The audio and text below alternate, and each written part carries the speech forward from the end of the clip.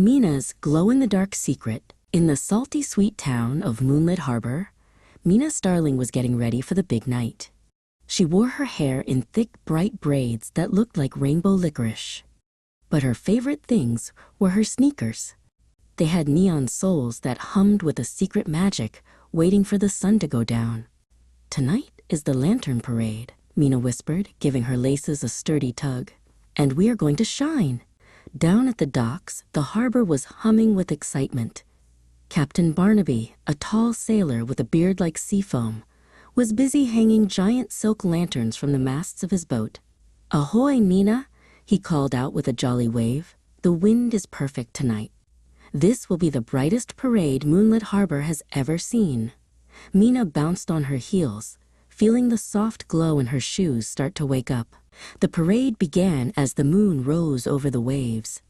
Everyone carried a lantern, some shaped like fish, others like shimmering stars. Mina walked beside her friend Leo, who was carefully holding a delicate paper lantern that looked like a tiny moon. "Look at the lights, Mina," Leo said, his eyes wide with wonder. The harbor was a river of dancing colors, reflecting off the gentle ripples of the sea. Then, a sudden, salty gust of wind swept in from the ocean. It went whoosh through the streets and over the docks. One by one, the candles inside the lanterns flickered and died. The giant silk lanterns on the boats went dark, and the paper stars turned gray. Even the street lamps hissed and went out. Moonlit Harbor was suddenly swamped in a heavy, inky darkness. The music stopped. People began to whisper in the dark, feeling cold and worried. Without the lanterns, no one could see the path, and no one could see the way home. "My light is gone," Leo whimpered, clutching his cold paper lantern. The magic of the night felt like it was slipping away into the sea. Mina looked down at her feet. In the deep shadows, her sneakers weren't just glowing. They were beaming. A brilliant, neon green light radiated from her soles, cutting through the darkness like two little lighthouses. "Don't worry, Leo," Mina said, her voice steady and kind. "I have a little light to share. It's not a lantern, but it's very bright." Mina reached out and took Leo's hand. The glow from her shoes traveled up through her and seemed to warm the air. "If we stand close together, the light stretches further," she explained. Leo stepped into the circle of green light and smiled.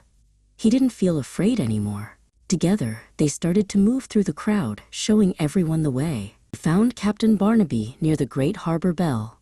He was trying to relight a match, but the wind kept blowing it out. "Captain," Mina called. "We don't need matches. If everyone brings their dark lanterns close to me, we can catch the glow from my sneakers and share it. We just have to work together to keep the light in the center." Captain Barnaby called out to the townspeople, his voice booming over the wind. "Listen to Mina. Bring your lanterns. Form a circle." Leo helped lead the way, guiding the smaller children toward the center. Everyone huddled close, blocking the wind with their coats.